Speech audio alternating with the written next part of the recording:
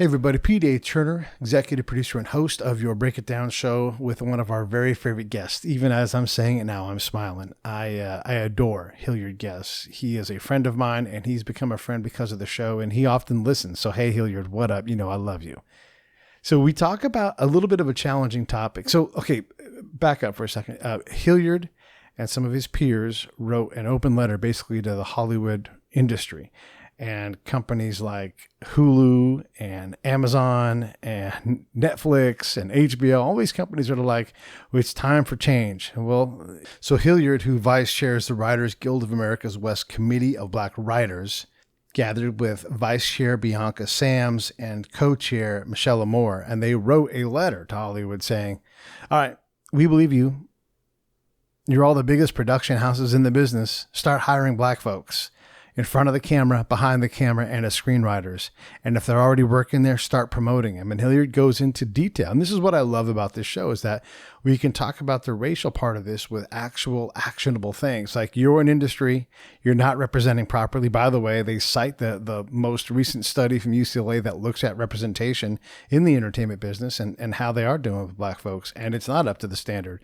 And so they're just calling it out. And Hilliard and I have a great conversation about what it is to be black, what it means to have systematic racism, and how specifically in this industry there needs to be change and what that change looks like. This is healthy. This is a good conversation. We get to ask each other questions because we're not worried about offending each other. We're worried about understanding one another. And that's what I would encourage all of us to try to do, is spend less time blaming, less time pointing fingers, and more time saying, here's how this works. And talk in terms of the day-to-day details. Don't tell us the pie in the sky goal with no tactical things. Like, how do we get to where we want to get to? Because frankly, I'm tired of talking about Aunt Jemima and having the brand change every 20 years and like, oh, it's not good enough. Let's figure these things out. Let's find out the tactical things that we have to do to advance the strategic goal that we all want, So this is a powerful episode. It's going to challenge you in some ways, but it's also, again, it's a healthy conversation, and we spend a lot of time exploring. So strap it up, get ready, and here comes Hilliard Guess. I love it. This is why we do this show, is to bring these kind of conversations out so we all can go, yeah, you know what? I've got no problem with anything anybody says. Even if you don't agree with all of it, you can at least hear that there's rational, sane conversation.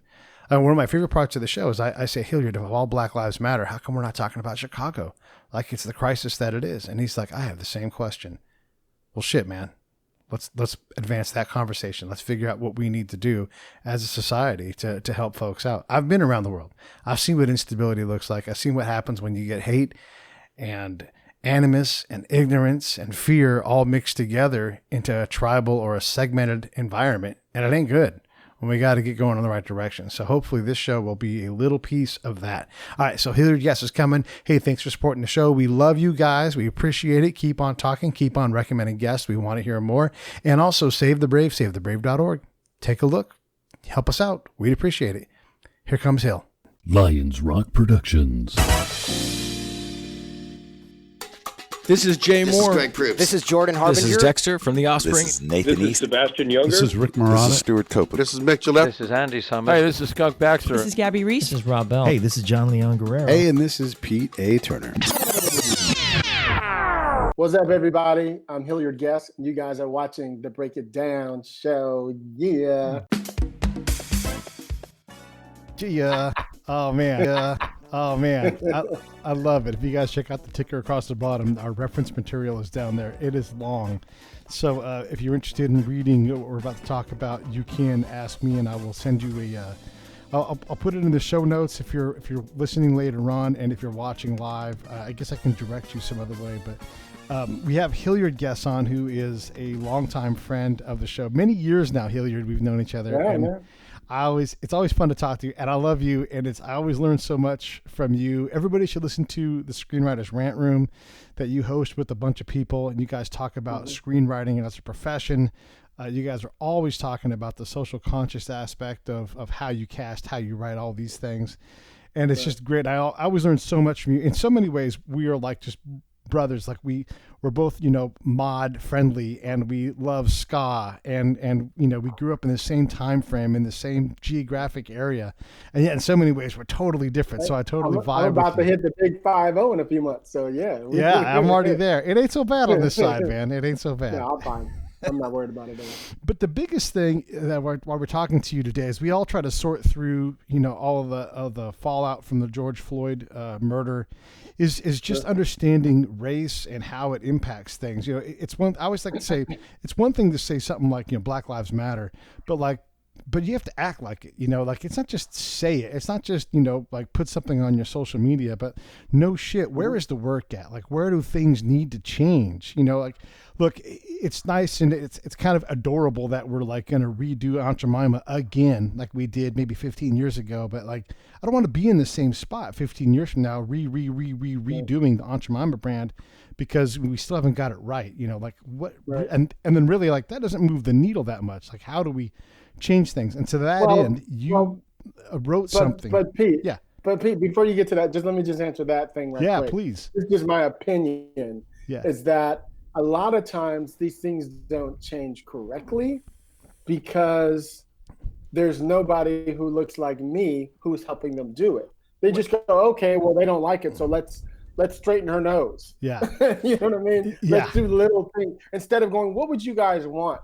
Well, we would want no do-rag on her head, no yada, you know what I mean? We would go there, but they don't ask us. Right. They just do, thinking they're doing the right woke thing to do. I totally agree, man. And this is just like I talk about in Afghanistan, where we're trying to understand and measure the condition of Afghans, and there's not an Afghan in the fucking room when we're doing it. Like, yeah, let's do this right. Let's actually act like we care. Let me introduce your guys' open letter, because, and is it Michelle Amor? Is that how she says it? Amor. Yep. Michelle Amor, yourself, and Bianca Sams, you guys are all chairing the WGA's Writers Black Committee, I guess you call it. You guys wrote a letter. Committee of Black Writers. Committee of Black Writers. And you guys basically write this letter saying, okay, everybody, you've all said that, you intend to be more woke or whatever it is, right? But no shit, you actually have to hire us at a rate that makes some kind of sense. And then also, by the way, just this is an aside, but I know you'll empathize with this. I'm also tired of reading about professional writers who are full-time writers who are homeless because they don't get paid anywhere near what you need to get paid. So like, okay, let's hire us and pay us well. Like let's see, and not just black folk, just people in general who need a shot, whatever ethnicity or culture, ultimately for me, and you know how it was when we grew up, we tried to measure folks on their culture. We tried to get past color, but apparently we're going backwards on that. I don't care what's between your legs, how you define it, who you sleep with. I don't care, how you take care of your spirituality. I don't care how much melanin you have in your skin. I don't care about those things. Can you do the damn job is what I care about. Right. Why have we gotten so far away from all of those things? And then talk to us about your guys' incredible open letter. I think that these times that we're in, like the George Floyd and all of these other, like I go down a whole list of 10 other people that have, been pretty much assassinated, if you will, in the last, 6 months alone. I think like I'm getting a lot of white people hit me and like, oh, dude, we're so sorry. And like all these apologies, like, what can we do? And like all these things. And I'm like, it's just funny that, and then people ask me, why do you think this is all happening now? Yeah. And I said, quite frankly, like you see how it is now. Like I'm here in Hollywood and like the streets are packed and crowded again. I drive down Melrose, the stores are open, for like 80% of the stores are open, right. A good percentage of restaurants are open. If this were happening, if Floyd had been killed today, while we're all back to work and back to shopping and everything else, I personally don't believe we would get the support that we have now. Everybody was at home. Everybody had nothing else to do. And we allowed for, in my opinion, it allowed for people to sit and stew and to sit and watch and to sit for that 8 minutes and 47 seconds and watch it, as opposed to just getting the highlights that you would get because you're on your way to work. Yeah. You know what I mean? Yeah. So, I think so. So a lot of that, younger generation, and I saw a lot of, white women bringing their 10-year-old daughters out there into the marches and stuff, which I think is fucking beautiful anyway. But I think if people were at work, we wouldn't have seen that many people. I really don't. And there was a lot of, on Twitter, there was a lot of shaming going on where, you guys want to help, here's what you should do. Come to the freaking marches, do stuff, whatever. So this is the first time in my lifetime that I've seen this many white folks across America step in and, walk side by side with, every race of people out there in support of this Black Lives Matter thing. And I think a lot of it is just because everybody had time. That's just my opinion. Yeah, no, I think also just the overall COVID frustration that hangs over all of us. Like, we want to get out, and frankly, I'm tired of seeing the story. We're about to, next month, we're going to release the Prison Chronicles when we talk a lot about the incarceration I'm looking process. forward to that. Yeah, it's so good. And one of the things I've learned is that, we arrest and jail way too many people. Like, there are so many people let's just say that they are a problem in society. We should and could handle a lot of it externally. It doesn't mean those people don't need to be held accountable, but we got to arrest less people and take the burden off of police. And I'm not a straight up fan of defunding the police, but neither am I. Yeah. By simply saying, hey, DA, like, there's no DA that runs on, I'm soft on crime. I want to put less people in jail. Like, we have to, these systems all work together, and it's frustrating because I want to do the right things and I want to understand it. I also don't want to leave other groups behind either. President Trump just signed legislation trying to direct resources at human trafficking, violence, things that fall between the seams between the Native American reservations and the American justice system. And it's vital. Like, these folks are just left out to dry. And so we're trying to handle a lot of different things in terms of, like, being uncomfortable and being willing to go out and do something hard like protest. Also, like, how do we not just careen on to the next tragedy and it's just, we get hit with so many things between global climate change and everything else. One of the things that we've been promoting is, like, something as simple as support Black businesses, which is a big thing. We all go to our regular McDonald's and our regular Urban Outfitters or whatever you want to call it, to get our stuff. But there are a lot of Black-owned. I'm just speaking for Black people because that's what I am, and that's what's going on right now. So if I'm excluding any other race, we're just talking about that. So please know that. So our whole thing is, if you don't, your wallet goes a long way when it helps, that cool Ethiopian restaurant down the street. You know what I mean? Yeah. As opposed to you going to your local burger place or whatever. All those things make a difference because they have 10, 15 people working there. So those are ways to help too. You just help businesses. Yeah. And we put out on our, I think even in our letter, they added, and there's like tweets where you can just punch in Black businesses and there's literally like hundreds of them show up, So for everything you need and want, there's a business for it, You use words professionally to describe stories and everything. What is Black? What does that mean? Wow. I'm hitting you soft and gentle. I don't think I've ever been asked that before in my entire life. So I'll probably get in trouble for this, and I only mean that in the sense that, scholars and, people a lot smarter than me who are Black are like, well, why didn't you say this? But I'm just speaking from my soul and from my heart. For me, it's just soul. It's just, it's a truth. It's a feeling. It's a gut. It's a spirit. It's like we all, the majority of us, a lot of us, depending on where we're from and how we're grown up, we always talk about the ancestors. We always talk about, like, for example, not to change subjects, my representation always like, God, Hilliard, every time I turn around, you're writing another historical drama. And I always tell them I'm an old soul. Like, I think I know I'm from the past, you know what I mean? And I think a lot of my Blackness ties into that, even though I have a lot of white in me too, and some Native American in me too, I'm that part of me I feel within my soul. So when I think of being Black, I immediately think of the soul of being Black. You know what I mean? Just that hunger. You got to remember this. When white people say that we're not smart and we're not all these other things, they keep forgetting something very, very important.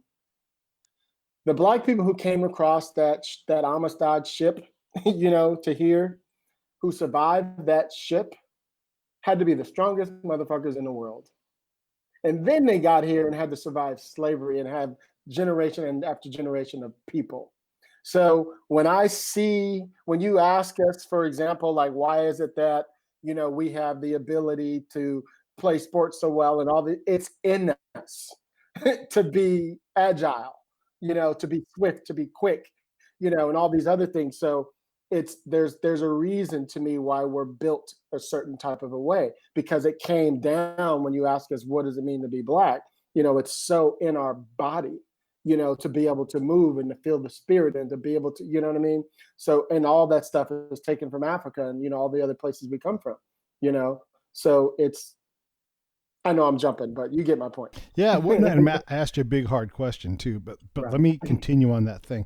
What is the black experience today? Like right now, what is it like to be black, internally? Here's an example.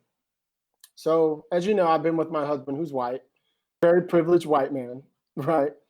I've been with him since 2001, so going on 19 years, right, in October. So for 19 years, we get in the car, like we head to Santa Barbara, we head to Scottsdale, we go to the Bay Area. Every time we drive in the car, I got to say a prayer that I'm going to be okay, because this man drives me crazy when he drives, right? He drives like he's got no reason to worry about anything. Yeah. And he always thinks it's me trying to control him, like, oh, I'm like, babe, we're going on vacation. Why are we rushing? Yeah. He's got the speed and blah, blah, blah, blah, blah. And until the George Floyd incident happened, is the first time the two of us in almost 19 years had a deep talk. Mm. And I had to explain to him the anxiety I get when I drive with him. Because for him, he's only worried about getting a ticket. I said, you never think about the fact that we actually get pulled over and they go, where's your ID? To me. And I'm sitting in the fucking passenger seat. You know what I mean? Yeah. You don't even think about that. Yeah. You just go, well, why would they do that? Because that's what they do to me. Yeah. You know what I mean? Yeah. And so there's lots of little incidents like that he doesn't think about and hasn't in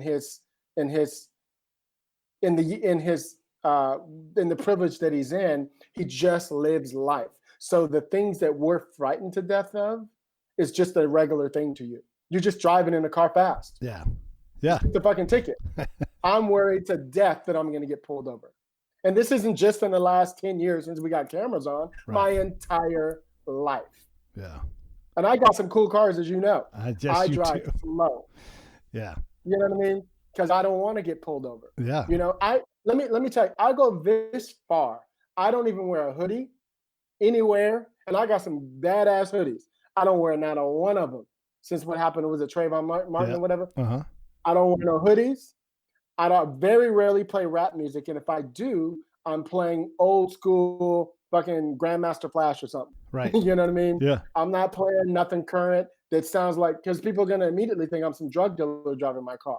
You know what I mean? So I got to switch it all up. I'm only playing reggae. I'm only playing neutral fucking James Brown or something. You know what I mean? I do it intentionally to not draw a certain attention to myself. You know what I mean? Well, that's how we have to think. You play whatever the fuck you want to play.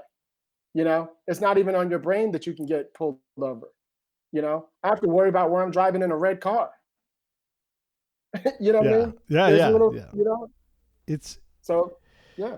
Yeah, I mean that you were describing the experience of driving while being black. I mean I can appreciate that, and I know that on the occasions where I've had someone ask me for my ID while I was sitting in a passenger seat, I'm not quick to comply with that. I'm like, what the hell you need? I'm not driving, I'm sitting here minding my own business. So I'm quick with the wit and the no, because that's how it is. Yeah, but you're not worried about it. But see, if I get smart with a cop like that, they're dragging my ass out the car. Yeah.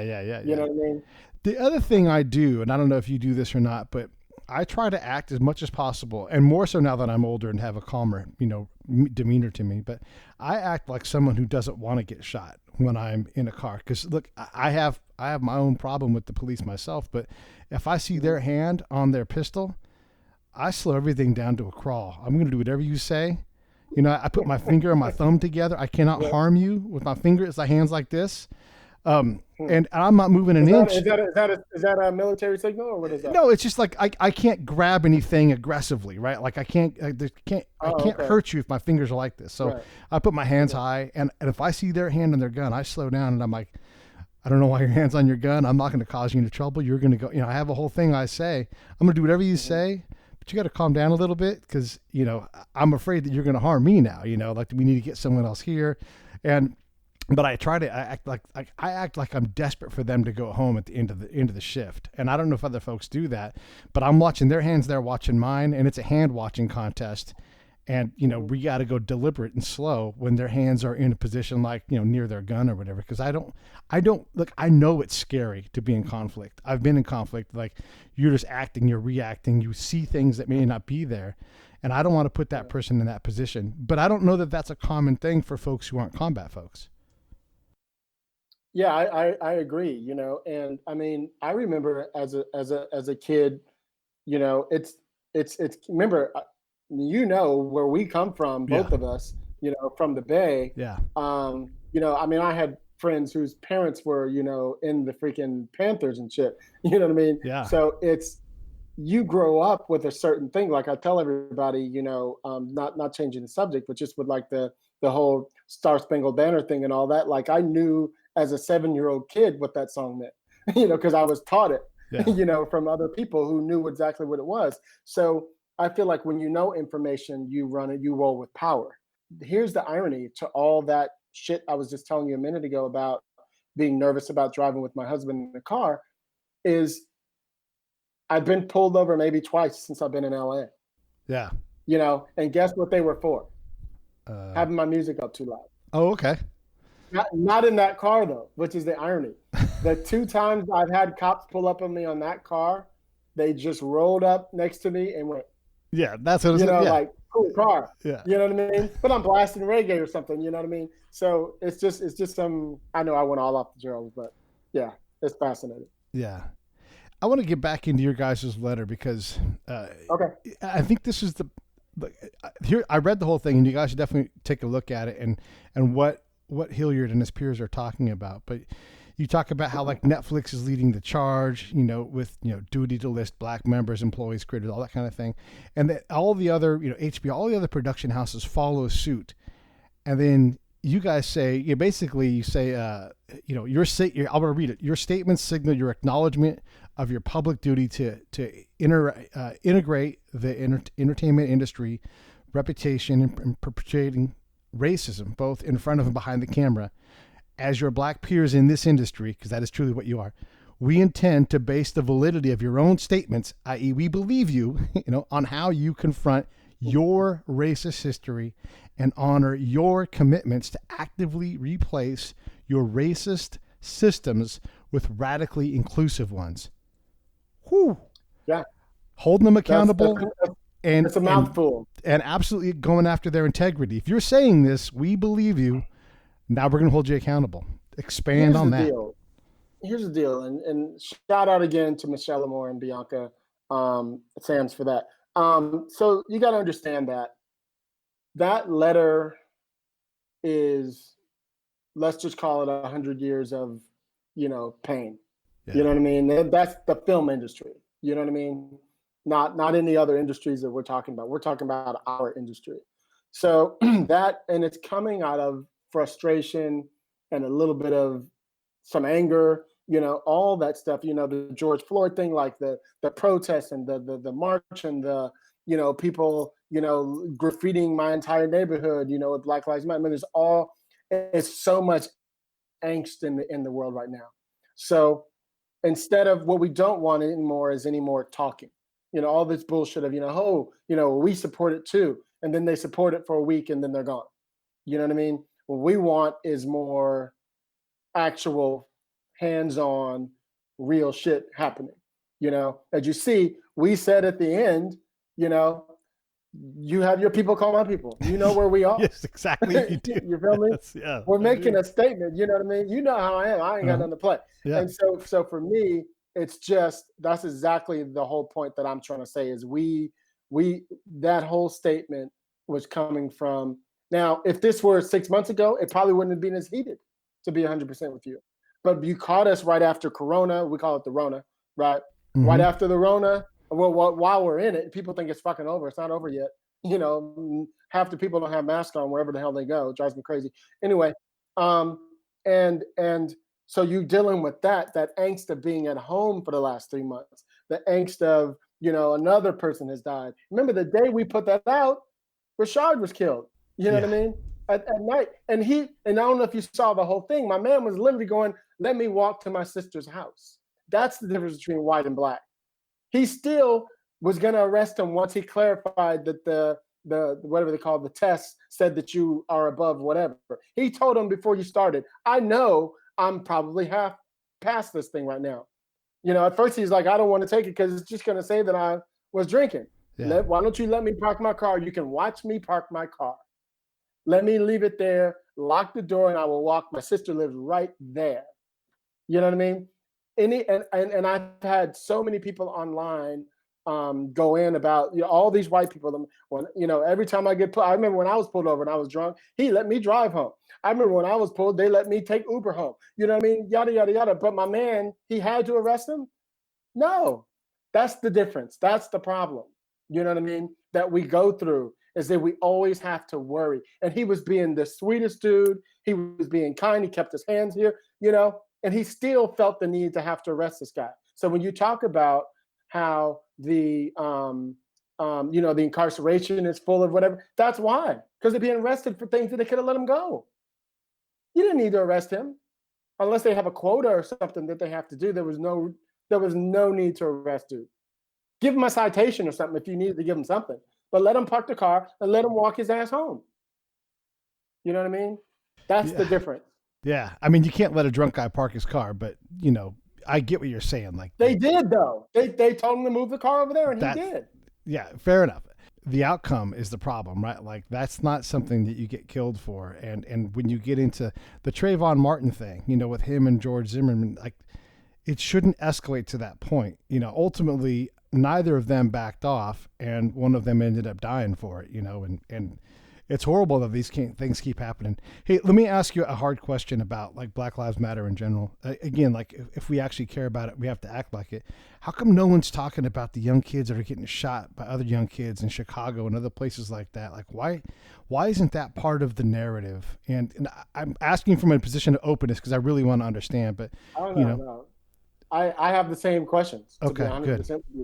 Because more people die by gang violence than by street violence than they do by a cop killing them. Right. To be 100% with you. So I mean, hey, you hear Al Sharpton and those guys going about this all the time. Farrakhan has a famous speech that he does about gangs, and he talks about this exact thing that you're talking about why don't we, why don't we get on them? More black people kill each other than the cops do anyway. What the fuck are we doing? How come we don't march about that? You know what I mean? So it was, hey, we're with you on that 100%. I think that you have to realize that the only thing I could think of, and this is just somebody coming from the hood, like, for example, when I'm sitting in my house, like here or at my office in West Hollywood, and I hear the helicopter, the ghetto bird go by, it's just another sound to me. Sometimes we get numb to shit. So all the death, it becomes a way of life to you. When you live outside of it, it's like, well, what about that thing? What about that thing that's going on? Mm-hmm. You know what I mean? We're like, we don't want nobody to die, but that's the risk of living in the hood. It's just another thing. It's bad when the cops come in who are supposed to protect you and they kill you. That's I'm not saying the other thing isn't bad at all. It's not what I mean. I just mean that's when it makes press. Yeah. You expect, gangbangers to fight against each other. You know what I mean? I think it's ridiculous that we do, right? But it's part of the culture. Yeah. If you're part of the street and the street is going to send you to jail, and because you guys just did your prison, podcast. There's hardly any prison you can go to where if you're not part of a color or a gang, meaning black, white, or whatever, you will not survive. You know what I mean? Not safely. Yeah. So you have to choose, and then you come out of it with that, and you bring it to the street. You know what I mean? All of those people in there are getting out unless they're, in there for theft. Yeah. And even then they still get out. We had Matt Ray on the other day. He's one of the guys we feature, and he's a white dude, but he talked about in his supporting episode, he talked about getting out as a guy who did murder, and he shot 2 people, killed one of them and shot somebody else. And he was saying that, like, if you don't run with your race, you still have a problem because now your own race is going to come after you. So you're right. You have to, it's one of the places in society where race truly is a discriminator as to who you can be friends with and what you do. And it's horrible. And you're right. The whole thing with Chicago, or like Shaka, you met Shaka Senghor when I had him on the show. He talks about Detroit and how everybody in his family had been shot at least once, if not multiple times. And then he said that, and this is where I think we get into the real problem of the system. He talked about how prison was an extension of their community. And that's not what I want as an American. I don't want like you to expect that, like, they're just over in prison. Like, that's no big deal. And let me be clear. It's a badge of honor for some of those people. Yeah, right. Well, it shows that you're hard and you don't care. And Honore Vachon talks about that. Like, they teach you to be callous and then punish you for being calloused, and it's crazy. When we look at these part of the problems, I mean, ultimately, and I'm just going to talk in terms of the numbers. We act like we care about black folks dying from the police, but we don't talk about the Mexican folks, the white folks, the Asian, whatever. We don't talk intelligently about it. And really, in terms of numbers, if there's 200 million police shifts, there's only a very, very, very small number of people being killed, and it's not predominantly black men. Doesn't make any time. It's always tragic. It's always horrible. We need less of those deaths. But the problem, I think, comes in before then, where like you do end up on the hood of a car with your hands behind your back over nothing because of the perception. And those problems, I just don't know what we do about it. I think you just hit it on the nail, though, Pete. Yeah.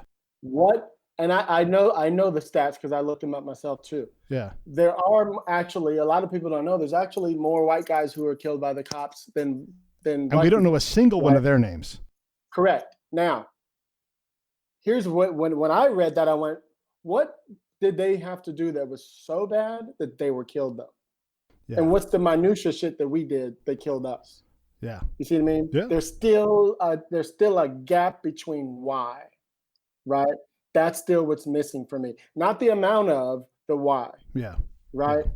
So that we live in fear of driving on our street and being pulled over. We have to live in fear. I was before I got on here with you, somebody sent me a video of some kids in some neighborhood, and it was a really like nice neighborhood with like a fake lake, and had like, fish in there or whatever. And the kids were out there fishing, and some, big white woman, of course, was like, she's taking pictures of the car, and all these things. And I want to know, why are you guys here? And she's like, we live here.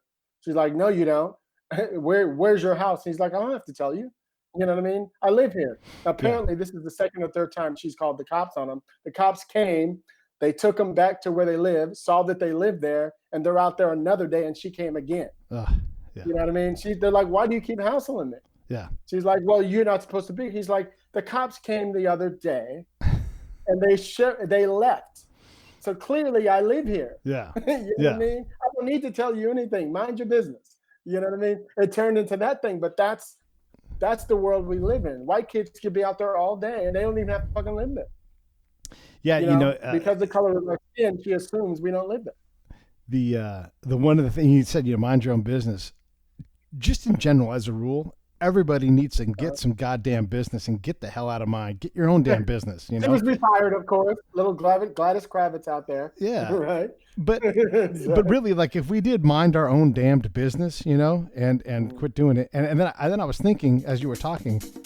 Hey, this is Pete A. Turner from Lions Rock Productions. We create podcasts around here, and if you, your brand, or your company want to figure out how to do a podcast, just talk to me. I'll give you the advice on the right gear, the best plan, and show you how to take a podcast that makes sense for you, that's sustainable, that's scalable, and fun. Hit me up at pete@breakitdownshow.com. Let me help. I want to hear about it. and quit doing it. And then I was thinking as you were talking, you don't see black ladies calling the cops on people in the park for barbecuing and stuff because I guess it's just you don't want to borrow that kind of trouble. Well, there's also now I'm not making the assumption all black people live in the hood either, but Sure. there is kind of like, and I know you know this from doing your prison thing. There's politics, right? There's politics in the prison. There's politics in the hood, that you can't talk about, and the same thing with being in the hood. There's politics there, you don't call the cops unless it's detrimental. You know what I mean? You either remember now. You and I grew up, Pete. When I moved to the hood where we lived when I was 7 years old, the lady down the street could give me a whipping. Yeah. You know what I mean? Now today, and also we all were playing in the streets. We all would move. You know what I mean? You don't see one kid out on the street playing at all. Mm-hmm. You know what I mean? They're all inside with the little video games or whatever the hell they do. You know what I mean? We made shit up. We were creative as hell because we had nothing. Yeah. You know what I mean? And so there was a different time, and so the lady down the street wouldn't just call the cops. She would come down there and whip your ass in front of everybody. The biggest gangbanger out there, she would whip their butt. Yeah. You know what I mean? And you were afraid of, don't mess with Miss Johnson. You know what I mean? You were worried about her than you worried about the homie. You know what I mean? Yeah, That's gone. It's gone. One of the things I learned from my time, talking to folks in combat zones, and this is a bit of a complex issue. So let me just say there's just two parts to this. Is the perception of the problem of insecurity or whatever it was always much larger than the actual problem itself. And I never really could define why that was. I mean, apart from it being a shitty place and there wasn't much trust. And the other thing is as I talked to Iraqis or Afghans about their actions when they needed help, in general, and I'm kind of associating the hood with these places, maybe not as extreme as Afghanistan, but maybe more in the case of like Chicago, But calling the cops was just not on the list of responses. Here we are trying to build this police force that people will call, and they're like, I'll call my mom, I'll call my dad, I'll call my cousin, I'll call my other cousin, I'll call my cousin I hate. I guess I'll just fight by myself.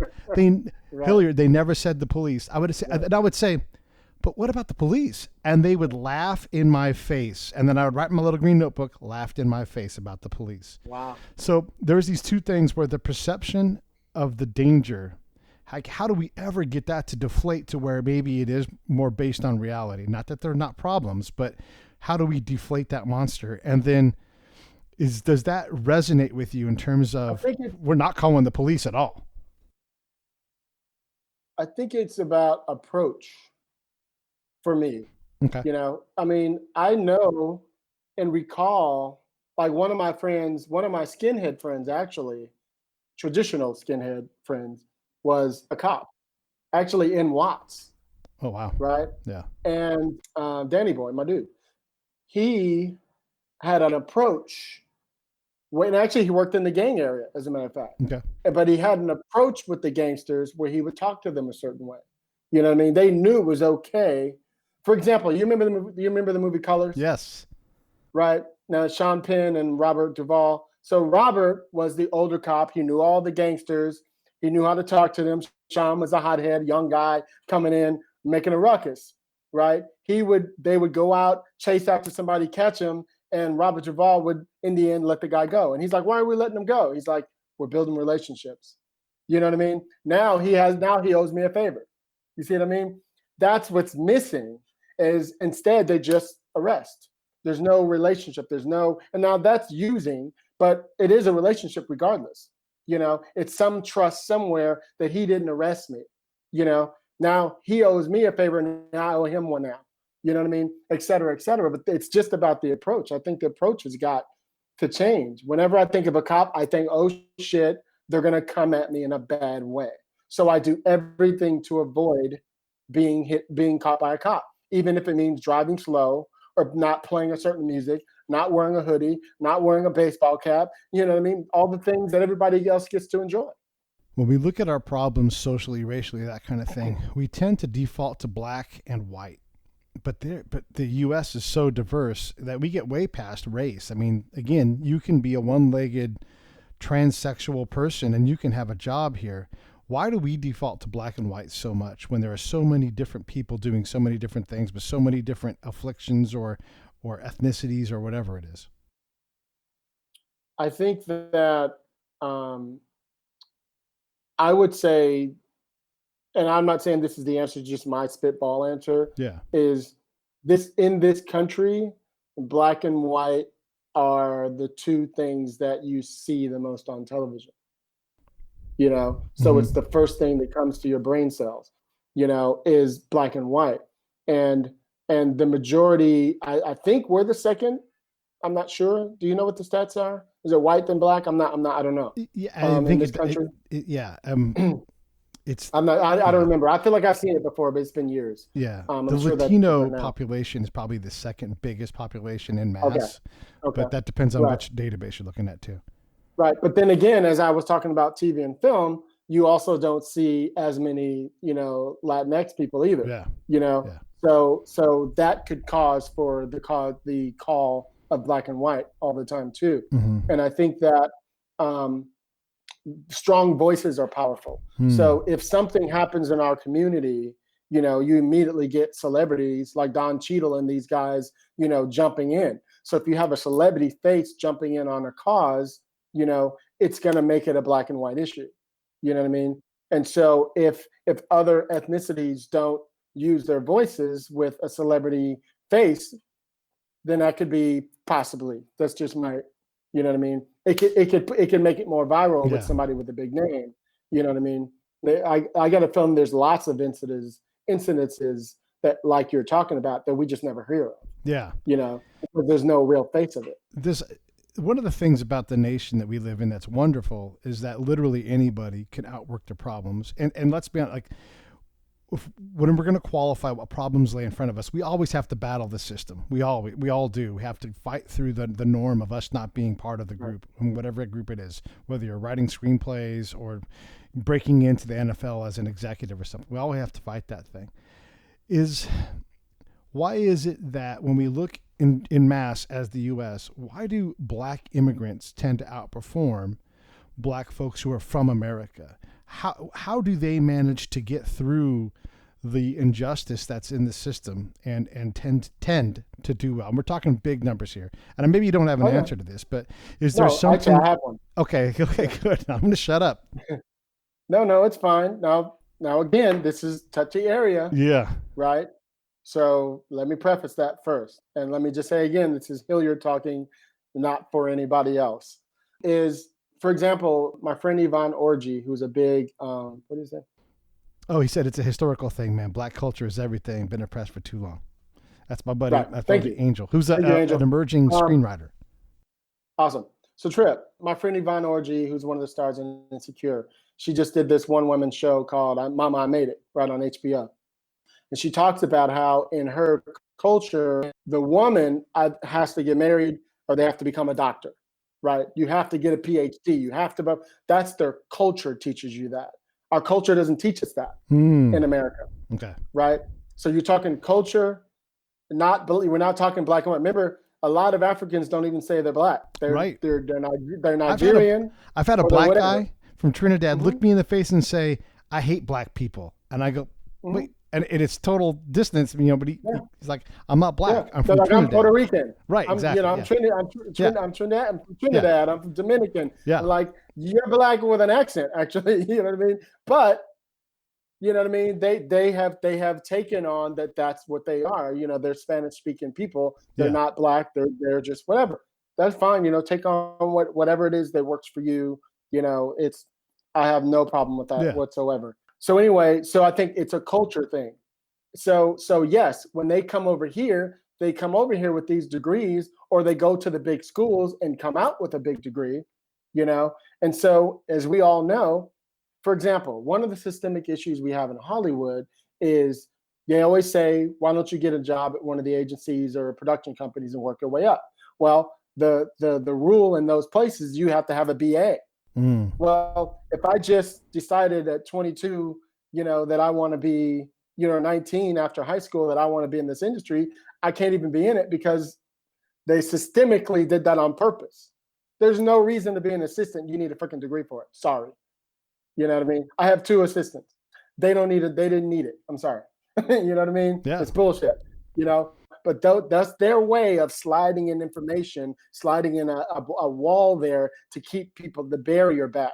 You know, it's like back in the 50s and 40s, they kept you from moving in neighborhoods, you know, and the white people are like, well, how come they don't take care of their neighborhood? How come they don't do this? It's like you moved into your neighborhood that was perfect.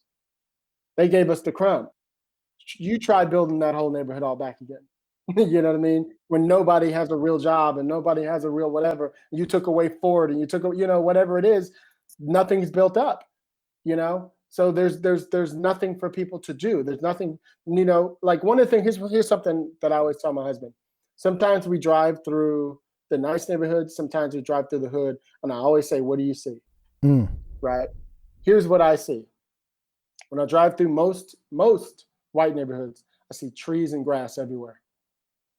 Most black neighborhoods or lower income neighborhoods, hardly any trees, Right. hardly any grass. Yeah. Because our priorities aren't about fixing our houses. Our priority is about putting food on the table. You see what I mean? I would imagine too that much like in conflict zones, you also don't want to stand out in your neighborhood as being having something, because that makes you a target. Because I know that's the case like in Afghanistan. We try to bring help and they're like, no thanks. You're going to put me on Front Street, and that gets people killed around here. Yeah. You know, you're just trying to help people. Yeah. But the irony is you also have people. I mean, I have a lot of people in my neighborhood, that's for sure. So I'm only speaking for mine. You know, they still living at home and they're 30 years old and they got fucking Mercedes. Yeah. You know what I mean? And they still in the back garage, you know, at mama's house. You know what I mean? Yeah. And they drive in a $50,000 car. You know what I mean? So sometimes your priorities just aren't there, you know? And that to me is a difference between why some African countries in particular are far more advanced than we are. Their culture teaches them to go to school and become a doctor, for example, or a lawyer, you know, something where they're going to have a PhD or some high level, you know, degree that's going to allow for them to get a job where they're making $100,000, $200,000 a year, where they can live in a white neighborhood, you know, and be the only black person in the neighborhood. You know what I mean? Whereas a lot of us have to come up through the regular system of either if you make it, you're an athlete, you're a rapper, you're a performer, you know, or something. You know what I mean? Yeah. Yeah, it's you're right about the cultural thing. And, you know, one of the biggest problems socially when you know, because social problems are multivariate problems. So you have to account for a lot of different things to determine like what's really happening. And one of the biggest things is, can you find a dad in the house? And if you have a dad in the house, a lot of the gaps between black and white, Asian and white, a lot of them shrink up substantially. And not completely, but it's a big factor in having that male role model in the house that demands that kid, you know, go to school, graduate, think bigger, you know, whatever that thing is. It just provides that extra layer of stability that, you know, it's another problem that would be great to solve, you know? I think there's some truth to that. I mean, like I grew up in a neighborhood, you know, East Palo Alto, East Menlo, where now this is just me speaking. So I know I've prefaced that a lot because I have to be really careful. This is touchy stuff. Like, well, why did you know what I mean? It's really, so for me, I remember being 12 years old and being the only person I knew who had his mom and dad.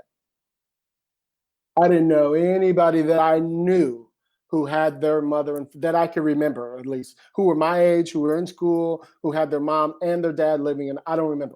There might have been, so forgive me if I skipped you, but I don't remember you, right? And so my house was always that hub where my parents were the parents to a lot of people in the neighborhood. We were the hub to go to. My mom was the candy man, the candy woman. You know, she made candy apples and shit. Yeah. And you know what I mean? So it was that house. You need to have anything for Thanksgiving, come to the guest's house. You know what I mean? So it was that place where we were. So I always remember there's lots of things that kept me from, you know, yes, I was part of, you know, a gang when I was a kid, but it was a different time. You know, it wasn't the way it is now. We were much more of a breakdance crew than we were out there repping for a set. It wasn't that at all. You know what I mean? If anything, we were perpetrating. Yeah. You know, we were straight up faking it. You know what I mean? So I'll keep it real with you. So anyway, where I'm going with all that is that where you're talking about having that father figure in the house, I mean, I could think of a lot of black women who are just as strong as the man would be. Of So I course. wouldn't say that you need the father figure in the house, because I know and seen a lot of strong people grow without their father in the house. Because you could just as well have a father who's an asshole too. So Yeah. you know what I mean. Yeah. So a lot of, I don't think that's the right thing to say personally, but I would say It's it not just meant to be a depends. perfect solution. It's just when they're both Right. there, people tend to do better. And look, raising kids is a two-person job, to try to get everything done. And God bless single moms. Holy shit. I don't know how they do it, but they do it. It also tends to work out less well when the dad is not around. I was going to ask you too, because if memory serves, you didn't graduate high school like in the traditional fashion. Does that have anything to do with like your cultural upbringing, or was that just because you're a knucklehead? That was me. I'm gonna be honest with you. So what happened was I was not going to school, right? And I was doing commercials and stuff, and thinking I was doing fine with my money I was making, and doing odd jobs here and all that. And I was like, why am I going to school? Yeah. So I didn't. The only thing I went to class for was history, Uh-huh. right? I went to drama, and I went to dance class. All my last 3 classes. Yeah. That's all I went to. Well, And English if we had a test. yeah. Because I like to be challenged. I like to write something. Yeah. But I had no idea that was going to be my life later on. From talking to the guys in the Prison Chronicles, especially the black guys, who did the inner city gang thing, they talk about how exceptional it was to get out of the hood, because it wasn't a known path. I know, like when I went to school, I wasn't the first person in my family to get a college degree, but no one was offering a lot of advice. But the college degree was the accepted, next step. Like, you're going to go to college, of course. It wasn't pressurized. It was just normalized.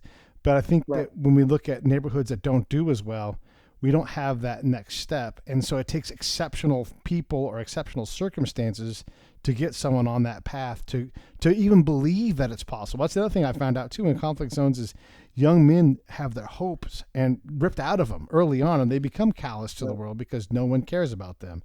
And if we act like that, then they believe us.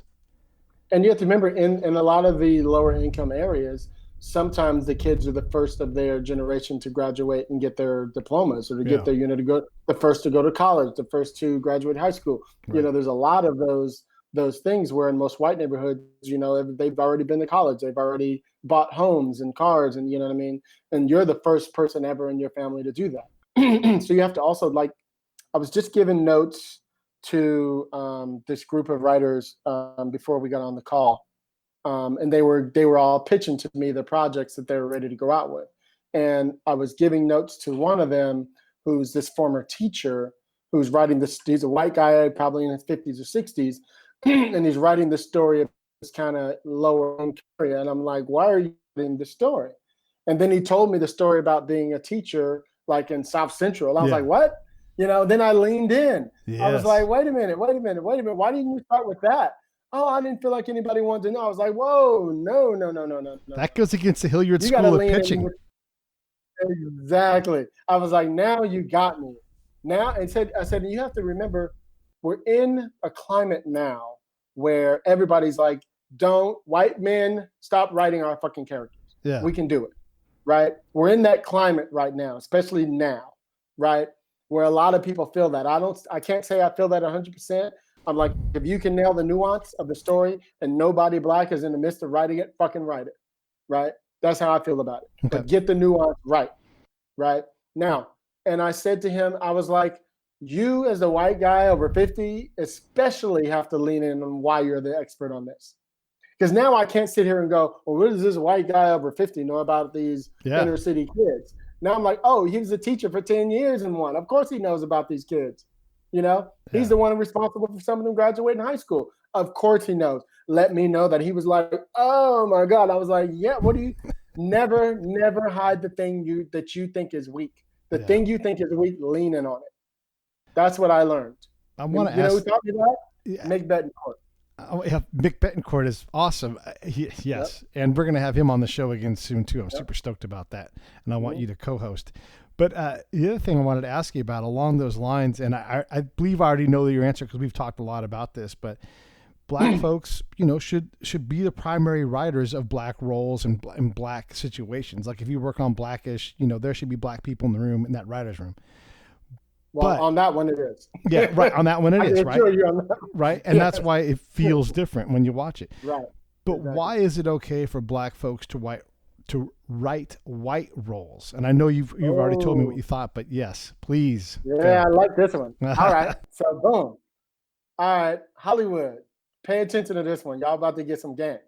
All right. So Trip. Here's the deal. So I was just telling somebody yesterday, when I went to my big 4 agent that I was with before we had to let them go, I'm sitting at the conference table with all these agents, and I said this. I said, before I left, I said, do me a favor. I know you guys want me. I know I know this is the right place for me. I says, but know this. Put me up for everything that you think I could really write. I have a sample for almost all of them, right? I said, if all I hear are you calling me for Black roles or for Black stuff or Black stories, I'm walking out. I literally said that. Yeah. I'm walking out. I says, here's the difference between me and all the other white writers you have. I live in a white world and I live in a Black world. They don't live in mine. Right? So to assume that we can't write you, to assume because, everybody on the cast is white, so we don't need a Black writer, you've lost your whole sense of what we're talking about. You need one of us in the room because you need some more nuance. You need some more flavor. You need something different. You need a different point of view. And that means, and I'm not just talking about Black, I mean everybody, whatever it is you know what I mean? Because, and I don't mean just one. That's the other problem is, sure, you have a TV show, your number 2 is a Black woman on the show, right? So you as the white showrunner go, well, we need a Black, female writer in the room, and you bring in some staff writer on the show who you give no voice to. So she has to be speaking up for everything, but she has no power. So she could say, well, I'm not sure that we should say that. It's kind of uncomfortable. Well, I don't have a problem with it. You know what I mean? I don't think it can't be that bad. They can overpower you like that. You need a high level Black writer to go, no, bitch, no, we're not doing it. You know what I mean? That's the difference.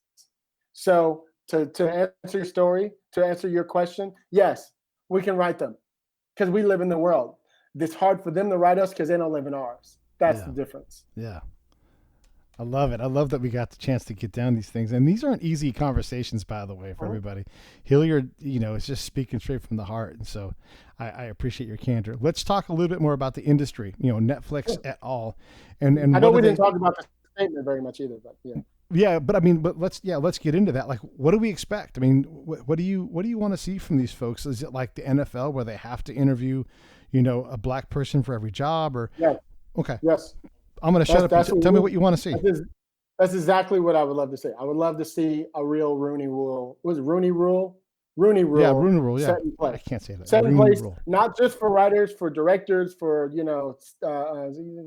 sorry, he's writing questions. Oh, sorry. Yeah, he wrote, it's easily conceptualized the white supremacist militia, and it's actually pretty fun to aim for accuracy. Exactly. So anyway, yes, we would love to have a Rooney Rule for all kind of, different departments in the industry, in the front and in back of the camera. You should have to interview, people of color for those positions, because what happens is you saw what happened, was it last year or the year before? They had all those Black coaches in the NFL. Now they got rid of 90% of them, but you know what I mean? At least they had a moment. Yeah. The problem is, here's the other problem. You put them in there, but you don't give them a chance to fail. Yeah.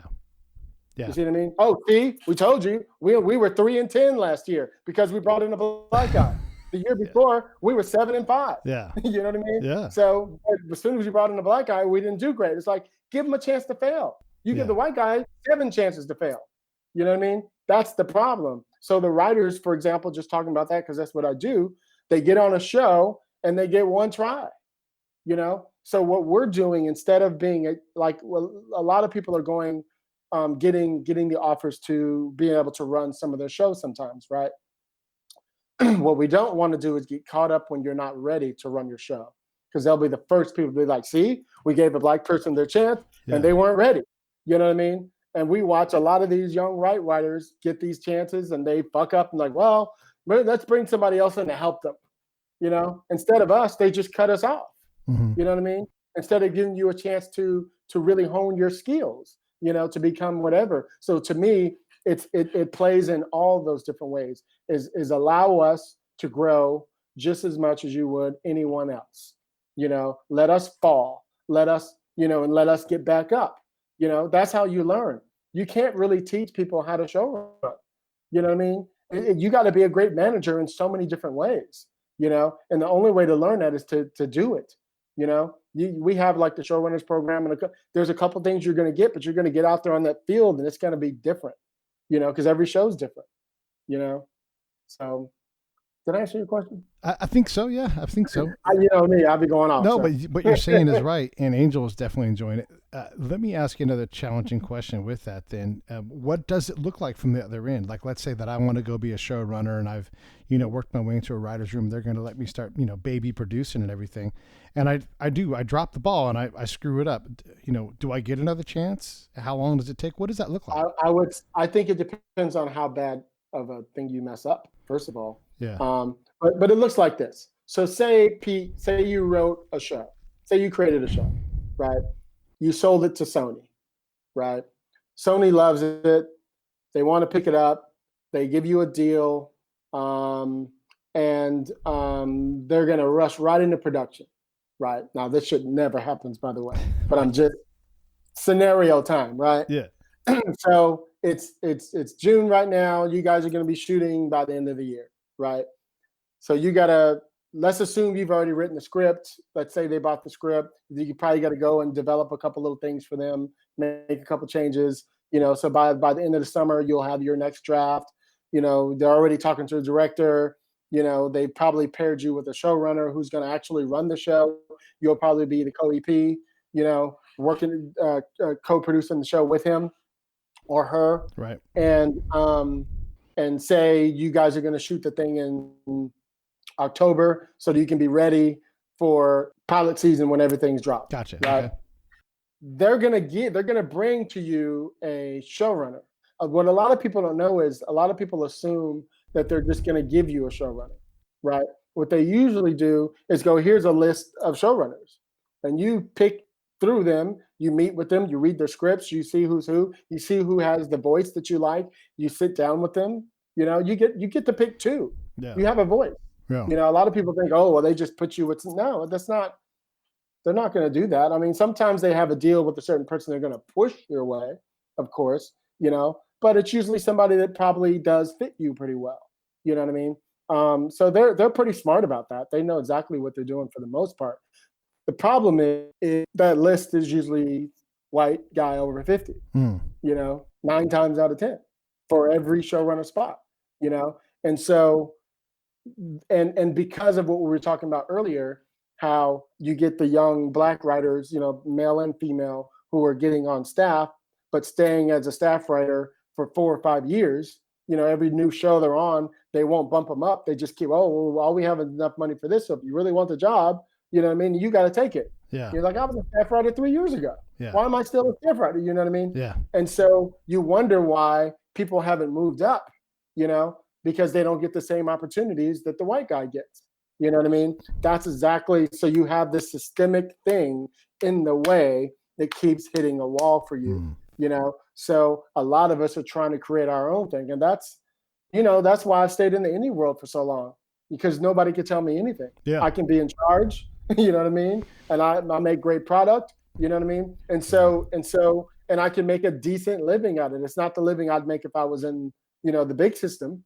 You know, we all know that. Right. You know, that's why I teeter between both of them. Yeah. I make a little bit of money over here, and then I make big money over there. Yeah. And I make a little money here, and I make, you know what I mean? But it's put me in a position now where I'm on staff on a show 2 years ago, and now I'm able to be a co-EP on a show. You know, because that little thing got me into, oh, he's on the list now. Right. Right. So now all of my producing stuff I've done, people go, oh, I see. Yeah, he can handle this.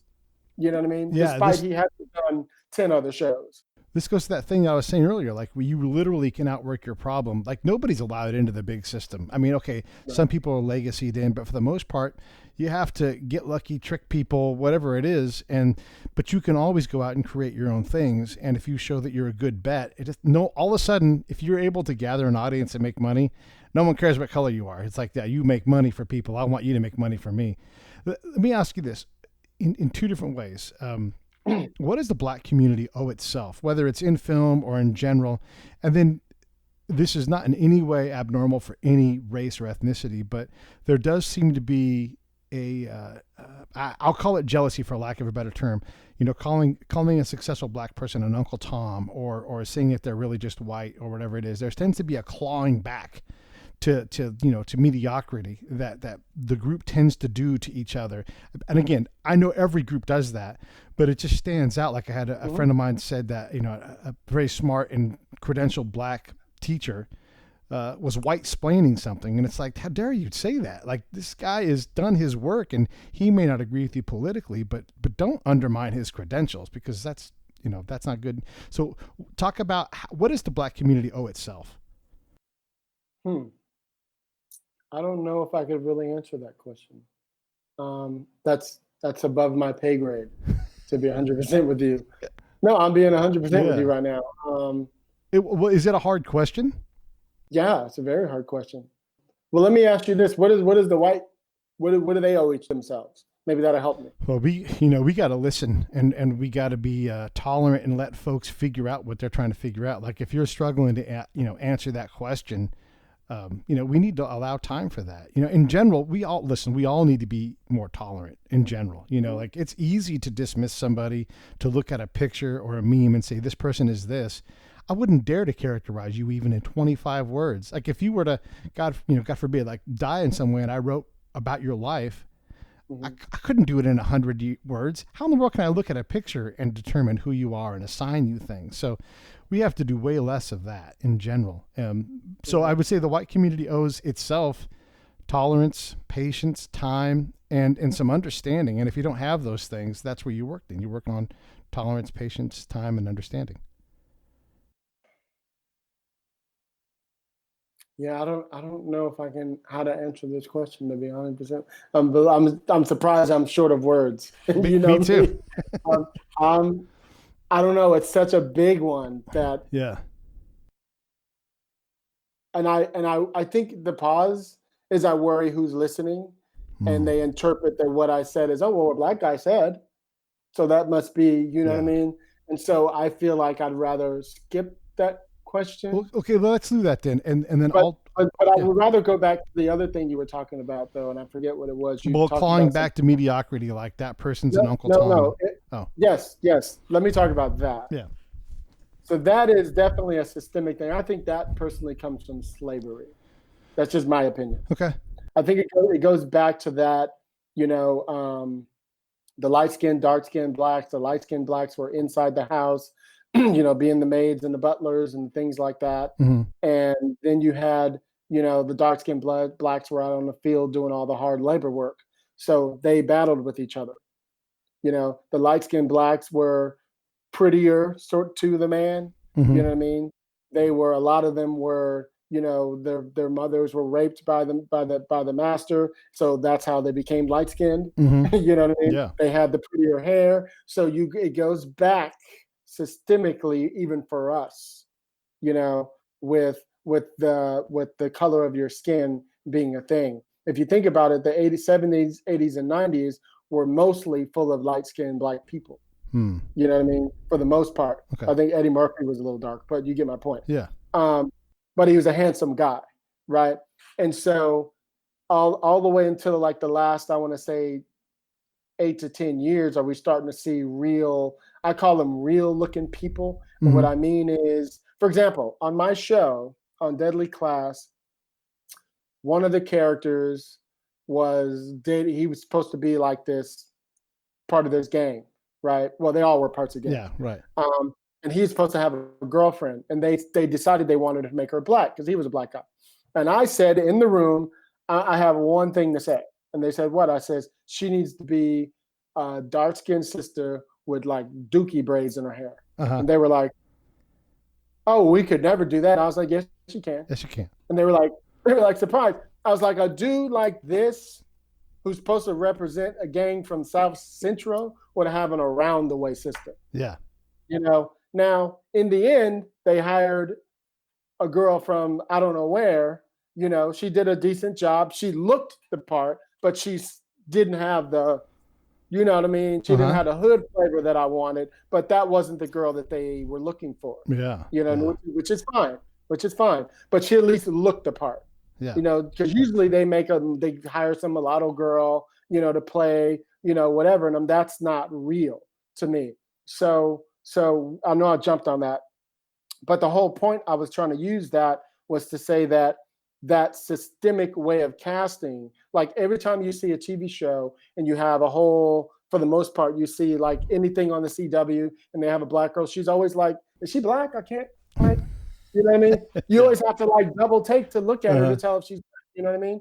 They all have straight hair, they're, whatever it is. So there's no sisters in there, you know what I mean? There's no real thick sisters with the way we look.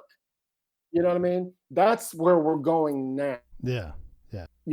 Are real people that we see, not just your Hollywood version of, oh, we got somebody black in here. You know what I mean? And they are not representing us the way that. See, I'm going to be careful about this because it's some real shit. But I mean, it takes real shit conversations to get through these things. I mean, we have to be able to have the conversation so we can learn. If you could, at the WGA or within the industry, turn one dial and correct one thing to get after this, and so that 5 years from now we're having a different conversation, what would that one dial be, and how far would you twist it? It would be that we'd hire more. Now I'm just talking to black. I'm not talking about. Fair enough. All right. And the reason I say that is because, for example, when we put out that letter, right, one of the responses we got from our people was that our stats were off, right? We said 80% of white people this and, 5% of black people, blah, blah, blah. And they're like, well, actually, it's more like, this and this. We're like, no, it's not. They're like, well, it's actually this many because of people of color, blah, blah, blah. We were like, whoa. We're not talking about people of color. Right. We're talking about black. And they were like, oh, you know what I mean? They immediately put us in the pocket because the pie looks better to show the stats. You know what I mean? Mm-hmm. That the stats are actually here. I'm like, no, bitch, just black. Right. You know what I mean? Yeah. That's why we went through that whole little thing. Black people, this and black people, but we did that on purpose. So we put it in your head. We're not talking about people of color. We're talking about black people right now. Right. If there was one thing that I would do is I'd get more black people where they are executives who can green light. Right. I say that because you're going to give me an executive who's just a person who's just in the room sitting there. Yeah. You know what I mean? You're at the table talking and we're just sitting there, I'm just sitting there as the voice. I'm like, see, we got somebody black here. Yeah. You know what I mean? And they didn't even fucking speak. No, I want them to have a voice to say, you know what, guys, we should do this movie. That's what we need, right? We need that in the executives. That's for studios and networks. And that goes the same with agencies. We need more black agencies, more black agents and black agencies. It's super important because you walk. When I walked into the agency that I was with, I must have passed 10 rooms before I saw somebody of color.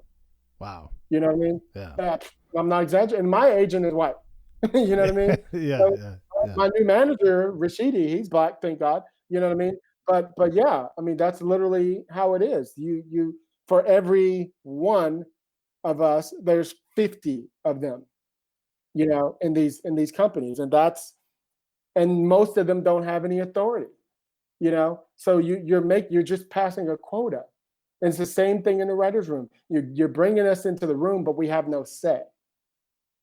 If you're just hiring staff writers in a room, they have no say. No matter how many showrunners will tell you, oh no, in my room, everybody can speak. But in the end, who has the final voice? Yeah. You see what I mean? Mm-hmm. So, and your final voice might be against something that the black person was thinking. Yeah. No, that resonates with me. Sorry to jump on you. That resonates with me a little bit because, Yeah, it's same kind of thing's true with veterans. Like if we're going to try to make a bit of an analogy or comparison, you go and you serve your country, you get multiple degrees, you've done all these incredible things, managed multi-million-dollar budgets, and they're like, how about an entry-level position at this corporation? And you're like, motherfucker, I've managed, 50 people, billions of dollars of stuff in an area where people were trying to shoot me. You could have paid me $35,000 a year to do like, I'm a stallion. I'm not a pony, and I, dude, I mean, it happened to me in the corporate world. Like they couldn't put me to work in a way that made any sense. And then also, I mean, to my credit, they would say you're overqualified. Like they could see that I was there. You guys aren't getting that benefit of the doubt. Like, wow, holy shit, we're lucky to get this guy, so we've got to definitely. Because we have to overprove ourselves. Right. You know, they think, oh, he must be the diversity hire. Oh, she must be the diversity hire. Now, the diversity hire, in case you don't know, is the studio or the network is paying for that writer to come into the room so that you don't have to pay out of your budget so that you can have a person of color in the room. Right. You know what I mean? It's forcing that, that thing. So all the writers are sitting at the table going, well, this person probably can't even write. I mean, I don't know how the hell they got here anyway. But they forget most of those people who are diversity hire got there because they won over 6,000 people to get into the diversity program that got them there in the first place. Right. You know what I mean? So you had written something fucking amazing. Yeah. You know what I mean? So yeah. I've hammered away at you with some really hard questions on some really hard topics. Do you want to ask me anything to even the scale a little bit? I don't know if there's anything I want to ask you, but I just want to say that, just want to reiterate again that Dear Hollywood statement that we put out, again, Michelle Amor and Bianca Sands, was really, like I said, it just came out of the time that we're in. Mm-hmm. You know what I mean? And coming straight out of this, I keep saying straight out of like we're done. But while we're living in this Rona time, you know what I mean? Yeah. There was a lot of facets and a lot of angst and a lot of anger at that letter that we just talked from the heart. You know what I mean? That was something we had to do. So I hope everybody takes a moment, 5-10 minutes, whatever it takes to read it, and you'll really get into the head of, what's going on in Hollywood from a Black person's point of view, for sure. Yeah, I mean, it's an important thing because it's one thing to, and I always say the word complain. It's unfair. I just put the link to the thing you guys wrote in the show notes already, but the ability for you guys to speak for your industry, and it's an important industry because how you guys go, we all go. Right. It's as you guys in Hollywood. I mean, by you guys guide how really a lot of the world shapes itself. And we run Twitter. Black people run Twitter. People don't know that. You know what I mean? We cause a ruckus on Twitter, and Twitter will fucking crumble. Yeah. You know what I mean? Yeah. And I'm not Black women in particular. Oh yeah, they run Twitter. See, there you go. Yeah, I didn't know that. But for you guys to speak up for your industry and to hold them accountable to their promise that they have, hopefully we can move forward on these things. And we need more Black leaders from different industries to do the same thing. Like, okay, you guys are all ready for action. Like you said, let's not just redo, Aunt Jemima and then redo. Like, it's not about the brand. Like, it's about getting the people in the room that can help you get this closer to right. Because the last thing I want to do is buy a pancake brand that's offensive to somebody. I'm not trying to offend anybody. I'm not trying to take offense or give it, But we got to act like we actually care about that shit, Right. One last thing I wanted to talk about was Please. I know we got to wrap up. I was just so somebody approached me the other day about talking to somebody from it was like a Black Lives Matter type of place, and how they wanted to defund the police, but they wanted to defund the police from movie sets. And I was like, movie sets? They're like, yeah, and I was like, and they want to talk to me. They're like, well, yeah, because of your statement you put out. When they don't want to talk to me. And they were like, why? And I was like, because I'm not the dude who's like, let's defund the police about that. Yeah. Right. And I said, here's why. Now, I'm probably going to get some slack from this, but I don't care. So I said, here's the example that I'm going to give you. Now, I'm somebody who shoots in the indie world a lot, right? So you got to hire cops to secure you. We might be shooting in the hood. Who is going to be your security? You ain't just going to hire some flashlight cop. Yeah. You need a real cop. If you're going to be in South Central and Watts or whatever, wherever you're shooting, You need some real Chicago. You need to be in the room where it happens. You need to be in the real spot. You know what I mean? And you need real cops so they can be like, oh shit, we ain't going up that street today. You know what I mean? Yeah. You need a real. So I'm like, keep the cops from coming to the. I don't know about that one. You know. So for me, I'm like, I don't know if I totally agree with that. Defund the police for that reason. Your other reasons is your thing, but for my reasons, for not with the movies and stuff, no, not with that. Well, I mean, you need a professional grade thing for what you guys are doing because you're doing professional grade work. You can't have people taking off with lights or interrupting a shot. I mean, how expensive is a quick 2-minute scene that you have to shoot? Dude, hundreds of thousands of dollars. I mean, it's crazy depending on the moment. Yeah. Yeah. And you can't have people screwing that up. That's why you need real security there. And you're right. Like, we can hold the police accountable. I know the police are holding themselves accountable, and we need good people to want to be that way. Like, we got to treat police how we'd want to be treated. They have an impossible job, all the different things they have to do. We've got to keep sight of that while we still say, hey, we expect more from you, Bill Maher said something the other day that I thought was the best thing. He said, cops, and I wonder how you feel about this now. I'm paraphrasing, so I'm not saying it the way he said it. He said something about like cops should be like airplane pilots. Like, you can't make a mistake.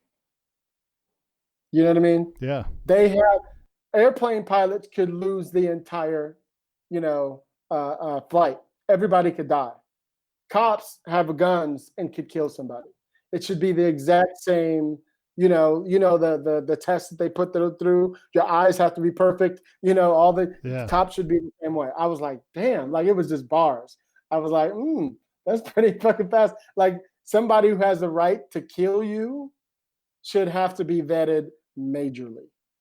You know what I mean? I thought that was pretty smart because what we're hearing right now in the Black community is a lot of, especially in the last 5 years, the Klan and all these different white supremacy groups are moving into the cops, and trying to take that over. Yeah. You know what I mean? And so that's why we're not surprised that these things are happening. You know what I mean? They come after you.